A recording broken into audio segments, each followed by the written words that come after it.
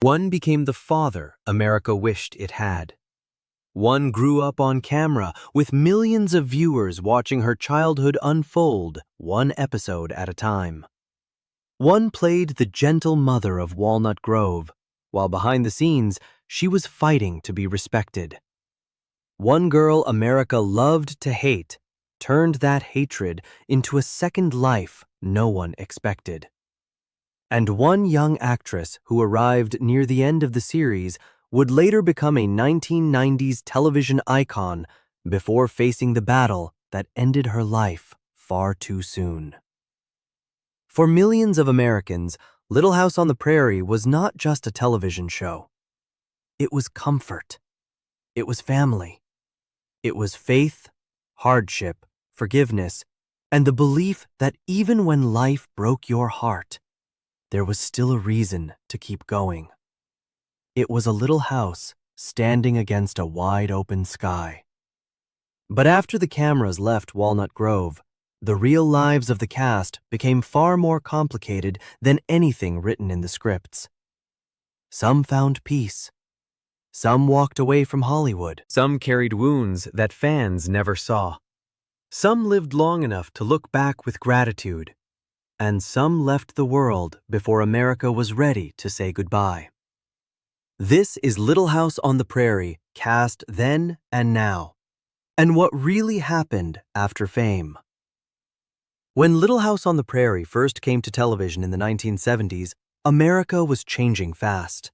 The country had come through war, scandal, cultural unrest, and a decade that had shaken people's trust in almost everything. Television was getting louder. Cities were getting darker. Families were changing.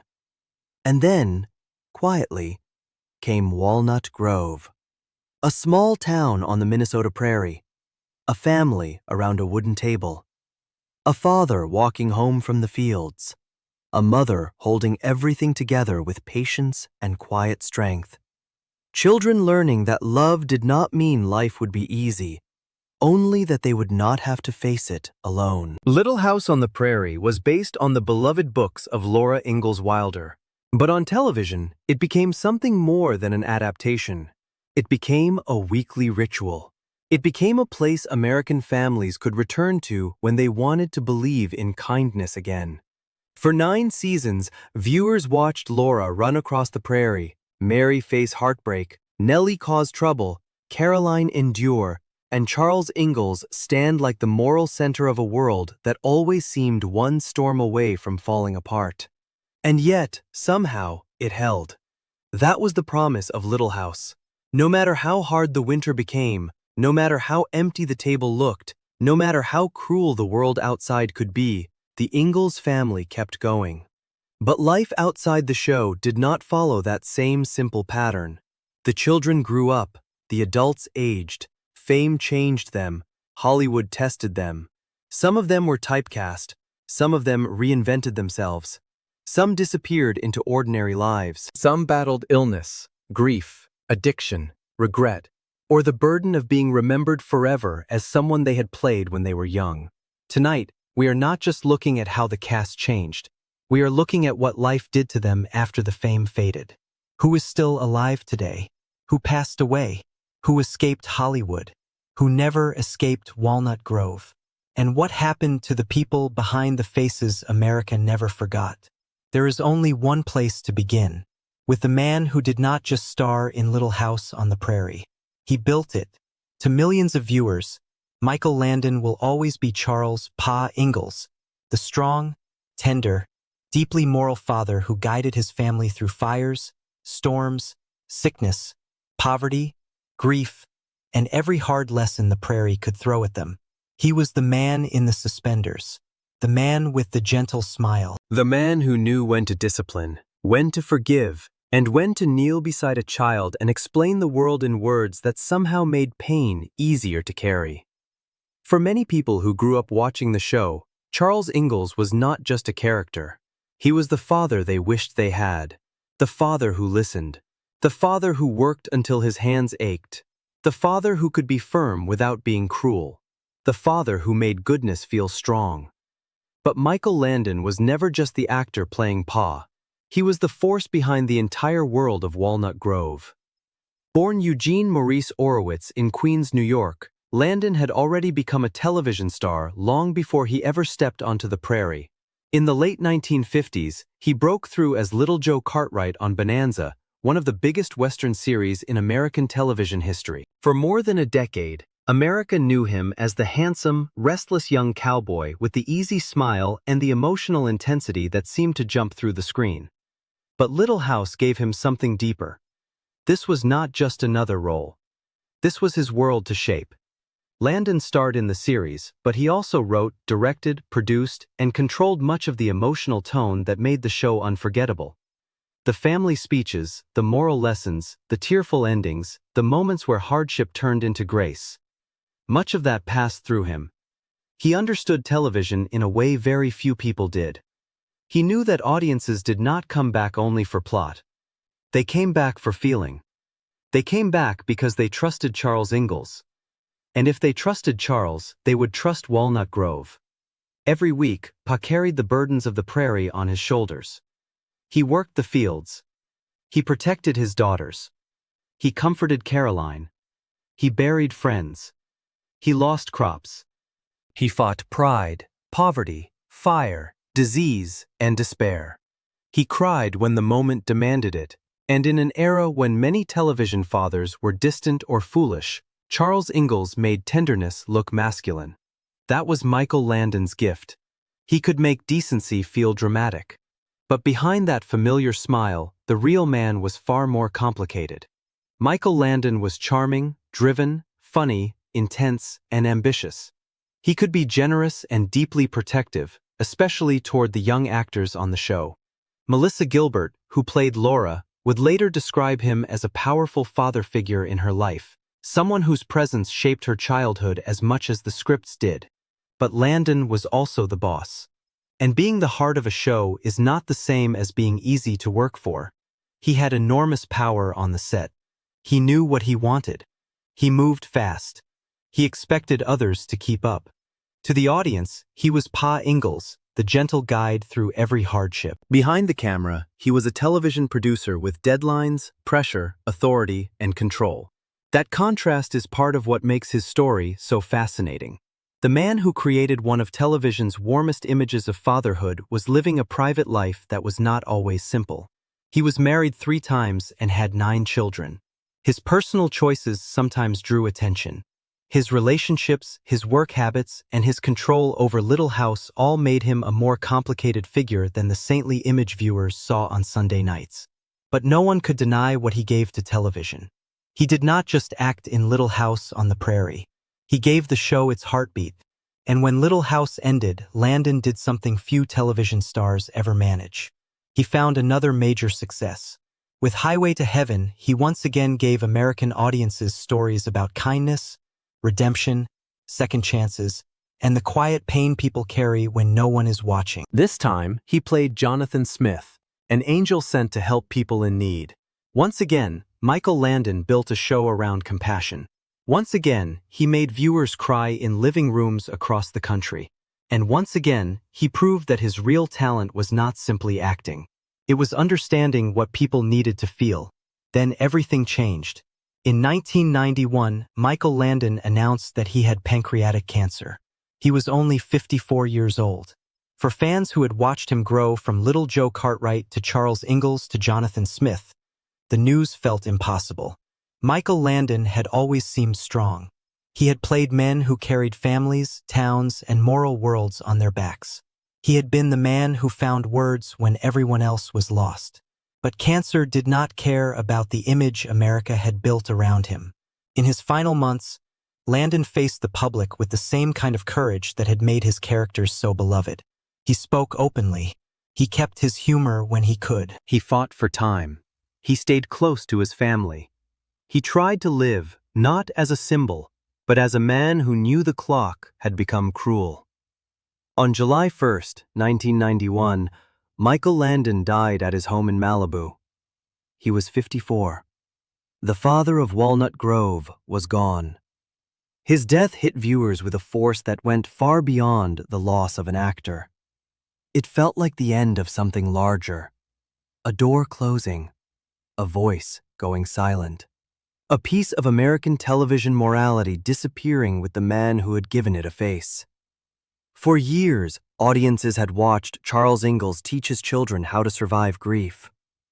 Now the audience had to grieve him. And that is the strange power of Michael Landon's legacy. Charles Ingalls still walks through Walnut Grove in reruns. He still comes home from the fields. He still lifts his daughters into his arms. He still stands in the doorway of the little house, looking out across the land as if tomorrow can still be earned through hard work, faith, and love. But Michael Landon, the man who built that world, lived a life far more complex than the prairie father he played. Charles Ingalls was the father America leaned on. Michael Landon was the man who created that father, carried the weight of him, and then left the world far too soon. And for the young girl who played his daughter, losing him would feel like losing far more than a co-star. Because Melissa Gilbert did not just act beside Michael Landon. She grew up in his shadow. She entered Walnut Grove as a child, became America's Laura Ingalls, and spent the rest of her life learning what it meant to be remembered as a little girl long after she had become a woman. Melissa Gilbert was only 9 years old when she became Laura Ingalls. 9 years old. Old enough to understand that something important was happening, but far too young to understand that the role would follow her for the rest of her life. To the audience, Laura was the heartbeat of Little House on the Prairie. She was curious, stubborn, emotional, brave, jealous, loyal, and alive in the way only a child on the edge of growing up can be. She ran down that grassy hill in the opening credits and, for millions of viewers, never really stopped running. That image stayed frozen in American memory. The braids, the freckles, the temper, the voice that could turn from anger to tears in a single breath. But Melissa Gilbert was not frozen. She had to grow up, and she had to do it while America watched. Before Little House, Melissa was a working child actress in Los Angeles, auditioning like hundreds of other children. But when she won the role of Laura Ingalls, her life changed almost instantly. She was no longer just a little girl trying to get a part. She became the child at the center of one of the most beloved family dramas in television history. And Michael Landon became one of the most important adults in her world. On screen, he played her father. Off-screen, his influence was almost as powerful. Melissa later spoke about him with deep emotion, remembering the way he shaped her life, her work, and her understanding of what television could mean to people. In many ways, she learned acting, discipline, fame, and family all at the same time, on the same set, under the same prairie sun. But that kind of childhood comes with a cost. Most children get to make mistakes privately. Melissa Gilbert made hers in front of America. The country watched Laura grow from a little girl into a young woman. They watched her fall in love, marry Almanzo, become a teacher, and carry storylines that turned childhood into adulthood right there on screen. And while viewers felt like they knew Laura, they also began to feel like they knew Melissa. That is where child stardom becomes complicated. When a character becomes part of people's childhoods, the actor can feel trapped inside someone else's memory. After Little House ended, Melissa kept working. She appeared in television movies, stage productions, and later took on one of the most important leadership roles in the entertainment industry when she served as president of the Screen Actors Guild from 2001 to 2005. That alone proved she was never just the little girl running through the grass. She was a professional, a leader, and a woman who understood Hollywood from the inside. But behind the career was a long effort to separate herself from the image that made her famous. There were marriages, divorces, health struggles, financial pressures, public reinvention, and the strange burden of being loved for a version of yourself that no longer exists. In later years, Melissa began stepping away from the Hollywood machine. She left Los Angeles, built a quieter life with actor Timothy Busfield, wrote books, embraced aging more openly, and helped create Modern Prairie, a lifestyle brand aimed at women who, like her, were trying to redefine what the second half of life could look like. That may be the most meaningful part of her story. Melissa Gilbert did not simply survive being Laura Ingalls. She learned how to live beyond her. Today, she is no longer the little girl America remembers in braids. She is an actress, author, mother, advocate, businesswoman, and survivor of a kind of fame that asks child stars to stay young long after life has moved on. Laura Ingalls stayed young forever in reruns. Melissa Gilbert had to grow up in front of America, then spend the rest of her life proving she was more than the girl they never wanted to let go. And if Melissa Gilbert carried the childhood soul of Little House, Karen Grassle carried its quiet strength. To viewers, Karen Grassle will always be Caroline Ingalls, Ma. She was the calm voice in the room, the steady hand, the woman who could stretch a meal, soothe a frightened child, endure another failed crop, and still find enough grace to smile across the table. Caroline was not loud. She did not need to be. Her strength came from stillness. While Charles often gave the speeches, Caroline gave the show its emotional ground. She was the person who made the little house feel like a home. She held the family together when the Prairie tested them, and she gave the series a kind of maternal warmth that viewers trusted without thinking. But behind that gentle image was a woman who had to fight to be seen. Karen Grassle was not a Hollywood newcomer with no training. She came from the theater. She had studied, performed, and built herself as a serious actress long before America knew her as Ma Ingalls. When she arrived on Little House, she brought restraint, intelligence, and emotional truth to a role that could have easily become flat or saintly in the wrong hands. At first, her relationship with Michael Landon was positive. He gave her space to find the character, and she later acknowledged that he helped her adjust to the demands of television. But as the show grew, tensions began to rise. By the second season, Grassle wanted a raise. From her point of view, she was a core member of a successful series, playing the mother at the center of one of television's most beloved families. But the request changed the atmosphere. Her relationship with Landon became strained, and what viewers saw on screen, the loving marriage of Charles and Caroline, did not always reflect what was happening behind the camera. That is one of the most powerful contradictions in the Little House story. On screen, Pa and Ma looked like the ideal partnership.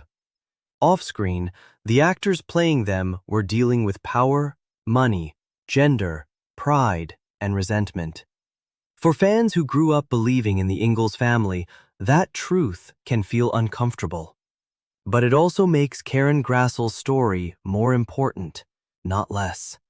She was not simply Ma. She was a working actress in an industry where women often had to ask twice as hard for half as much respect. And the pain did not disappear overnight. In later years, Grassle spoke honestly about the difficulty of that period. She wrote about her experiences in her memoir, Bright Lights, Prairie Dust, and revealed a more complicated version of life on the set.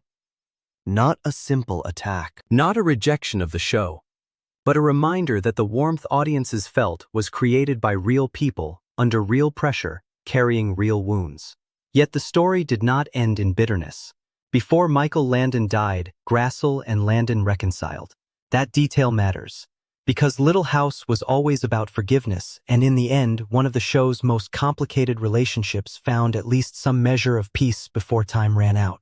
After Little House, Karen Grassle returned to the stage and continued acting in television and film.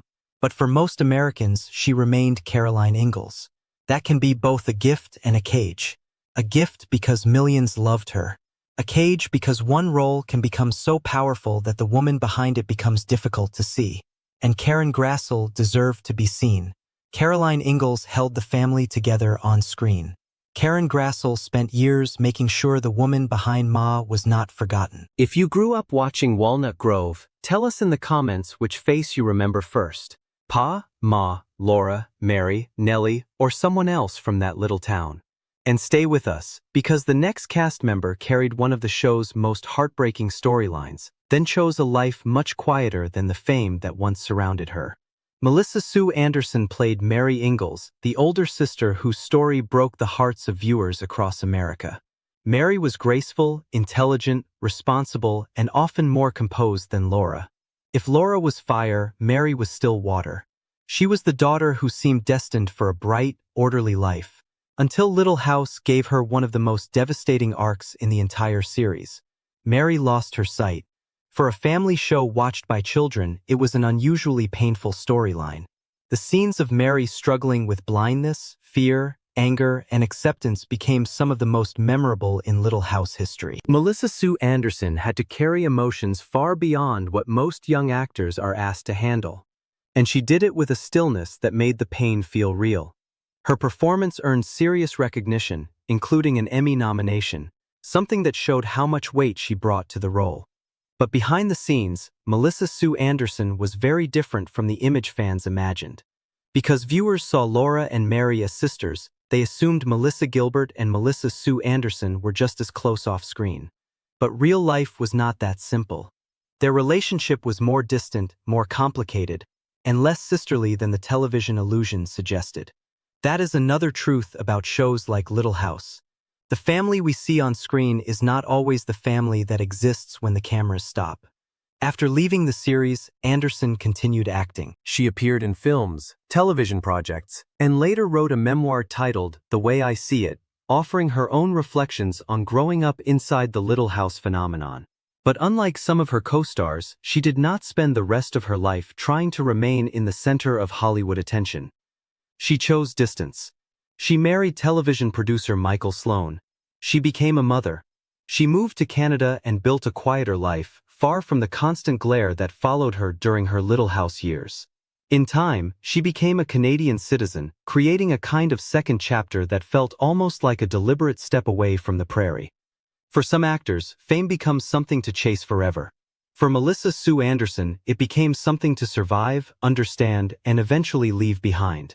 And yet, Mary Ingalls never really left American memory. Fans still remember the tears, the dark glasses, the courage, the way Mary had to rebuild her life after losing the future she thought she understood. That story stayed with people because it was not just about blindness. It was about the moment life takes away the version of yourself you expected to become. Mary Ingalls was the sister America cried for. Melissa Sue Anderson became the woman who stepped away from the noise and let the prairie stay behind her. Alison Arngrim played the girl America loved to hate. Nellie Oleson. The curls, the ribbons, the smug little smile. The voice that could turn sweet in front of adults and cruel the moment their backs were turned. If Laura Ingalls was the child viewers rooted for, Nellie was the one they wanted to see fall into the mud. She was spoiled, selfish, manipulative, and absolutely unforgettable. Every great family drama needs trouble, and in Walnut Grove, trouble often arrived wearing a perfect dress and a look of fake innocence. But here is where the story becomes more interesting. The girl who played the most hated child on the prairie became one of the funniest, sharpest, and most self-aware members of the entire cast. Alison Arngrim was not Nellie Oleson. She understood Nellie Oleson, and that made all the difference. On screen, Nellie was the rich merchant's daughter who looked down on everyone who had less than she did. She teased Laura, manipulated her parents, and turned childhood cruelty into a weekly art form. Viewers hated her because Alison played her so well. She did not soften the edges. She did not ask the audience to forgive Nellie too quickly. She made the character deliciously awful. For a young actress, that kind of role can be dangerous. When children play villains, audiences sometimes forget they are watching a performance. They see the face in public and remember the behavior on screen. Alison Arngrim learned early that some fans did not separate the girl from the character. People disliked Nellie so strongly that the emotion sometimes spilled over onto Alison herself. But instead of running from it, she eventually turned it into power. After Little House on the Prairie, Arngrim continued acting, appearing on television and stage. But her real second life came when she embraced the very role that had made people hiss at their TV screens. She became a comedian, author, performer, and speaker, turning her Little House fame into something smart, funny, and surprisingly healing. Her one-woman show and memoir, Confessions of a Prairie Bitch, did exactly what the title promised. It took the character America hated and transformed her into a story Alison could control. She laughed at Nellie. She examined her. She used her. And in doing so, she became something rare among former child stars. Someone who could look directly at the image that defined her and refuse to be trapped by it. That is the real comeback in Alison Arngrim's story. Not a return to bigger television fame. Not a reinvention that erased the past. A reinvention that owned the past. She knew that Nellie Oleson would always be the first name people remembered. So she stopped fighting the name and turned it into a stage. A book, a conversation, and a career that belonged to her. And there was also depth behind the comedy. Arngrim became involved in advocacy work, speaking openly about difficult personal subjects and using her platform for causes far removed from the spoiled little girl she once played. The more fans learned about the real Alison, the more the old hatred changed into affection. That is one of the strangest gifts of time. The character people hated as children becomes the performer they admire as adults. Nellie Oleson made viewers angry every week. Alison Arngrim turned that anger into laughter, survival, and one of the smartest second acts in the Little House legacy. And then there was Shannon Doherty. For many viewers, Shannon Doherty does not come first when they think of Little House on the Prairie. They remember her as Brenda Walsh on Beverly Hills 90210. They remember her as Prue Halliwell on Charmed. They remember the headlines, the fame, the controversies, the comeback interviews, and the extraordinary courage she showed while speaking publicly about cancer. But before all of that, she came to Walnut Grove. She was still a child when she joined Little House as Jenny Wilder, the young niece of Almanzo Wilder who comes to live with Laura and Almanzo after tragedy enters her own family. By that point, the show was changing. Laura was no longer the little girl running down the hill. Mary was no longer the older sister watching over her. Nellie was no longer the same childhood rival.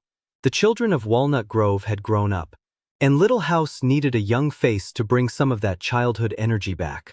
That face was Shannon Doherty. She appeared during the later years of the series, especially in the 9th season, when the show was moving toward its final full chapter. As Jenny Wilder, she brought a new kind of vulnerability to Walnut Grove. A child trying to find safety after loss, stepping into a family that fans already felt they knew. For Shannon, Little House was an early doorway into television history. And Michael Landon noticed her. That mattered. Landon had an eye for young performers who could carry emotion without seeming false. Shannon had that quality from the beginning. Even as a child, she had presence. She did not disappear into the background. The camera found her. It would keep finding her for decades. After Little House, Doherty became one of the defining television faces of the 1990s. Beverly Hills 90210 made her famous on a scale Little House never could have imagined. As Brenda Walsh, she became the brunette at the center of teenage drama, friendship, romance, rebellion, and the new kind of celebrity culture that surrounded young TV stars in the early 90s. Then came Charmed, where she played Prue Halliwell, another role that embedded her into the memories of a generation. But fame was never simple for Shannon Doherty. She was talented, strong-willed, and often portrayed in the press as difficult. The headlines followed her. So did the judgments. For years, the public image of Shannon seemed to compete with the actual woman behind it. People thought they knew her because they had watched her on screen or read about her in magazines or heard stories from Hollywood sets. But the later years of her life revealed something deeper. In 2015, Doherty was diagnosed with breast cancer. What followed became one of the most public and emotionally honest cancer journeys of any actor of her generation. She shared treatments, fear, hope, recurrence, pain, and the brutal reality of living with a disease that would not let go. In 2023, she revealed that the cancer had spread to her bones. On July 13, 2024, Shannon Doherty died after years of fighting the disease. She was 53 years old. Her death hit more than one generation. For some, she was Jenny Wilder from the final days of Walnut Grove. For others, she was Brenda Walsh, the face of 90s teen television. For others still, she was Prue Halliwell, the sister whose absence charmed fans never stopped feeling. And for many people facing illness, she became something else entirely, a woman who refused to pretend cancer was clean, easy, or inspirational in a simple way. She showed the fear. She showed the fight. She showed the exhaustion. She showed the desire to keep living. That honesty became part of her legacy.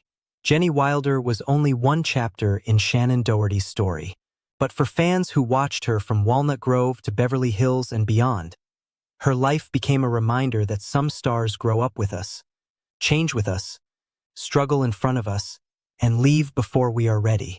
Several other Little House cast members deserve to be remembered. Rachel Lindsay Greenbush and Sydney Greenbush shared the role of Carrie Ingalls, the youngest daughter in the early Ingalls household. They were toddlers when they joined the series, growing up inside a level of attention they could not possibly understand at the time. Years later, Sydney spoke about how their mother tried to protect their real identities at home, even calling the twins by their middle names so their lives would not become completely swallowed by the character of Carrie. Matthew Labierteau, who played Albert Ingalls, built one of the most emotional arcs of the later series, then moved into steady work beyond Little House, including voice acting. His character gave Charles and Caroline another son to love and gave the show some of its most painful later storylines. Jonathan Gilbert, Melissa Gilbert's real-life brother, played Willie Oleson. On screen, Willie was Nellie's mischievous younger brother. Off-screen, Jonathan eventually left acting entirely, studied business, and built a life far away from Hollywood. Dean Butler, who played Almanzo Wilder, remained closely connected to the Little House world, becoming not just Laura's on-screen husband, but one of the cast members most associated with preserving the legacy of the show. And then there were the faces whose time had already ended. Catherine McGregor, unforgettable as Harriet Olsen, turned gossip, vanity, and theatrical outrage into one of the show's great comic weapons. Richard Bull, who played her patient husband Nels, gave the Olsen family its quiet center. Victor French, beloved as Isaiah Edwards, gave Little House some of its roughest warmth before dying of lung cancer in 1989, only 2 years before Michael Landon. Kevin Hagen, who played Doc Baker, became the face viewers trusted whenever illness entered Walnut Grove. Some of them stayed in show business, some left it, some died quietly. Some remained part of fan memory long after Hollywood moved on. So where is the Little House on the Prairie cast now? The answer is scattered across decades. Michael Landon is gone, but Charles Ingalls still stands in the doorway of the Little House. Karen Grassle is still remembered as Ma, but her story now includes the voice of a woman who fought to be valued. Melissa Gilbert is still here, no longer the little girl with braids, but a woman who turned child stardom into leadership, authorship, advocacy, and reinvention. Melissa Sue Anderson stepped back from the noise and built a life beyond Mary Ingalls. Alison Arngrim transformed Nellie Oleson from a villain into a lifelong act of comedy and control. Shannon Doherty is gone, but her courage in the final years of her life gave her story a meaning that reaches far beyond Walnut Grove. And that is what makes Little House on the Prairie different. It was a show about the past, but the people who made it had to live in the future. They aged. They changed. They fought. They forgave. They left Hollywood. They returned to fans. They wrote books. They built businesses. They faced illness. They buried friends. They carried childhood fame, adult disappointment, private pain, and public memory. On screen, Walnut Grove still looks untouched by time. The schoolhouse is still waiting. The church bell still rings. Laura still runs down the hill. Pa still comes home from the field. Ma still stands in the doorway. Mary still tries to be brave. Nellie still finds a way to make everyone angry. But the actors behind those faces lived full, complicated, human lives after the Prairie faded. That is the truth behind Hollywood after fame. The roles stay young forever. The people do not. And maybe that is why these stories still move us.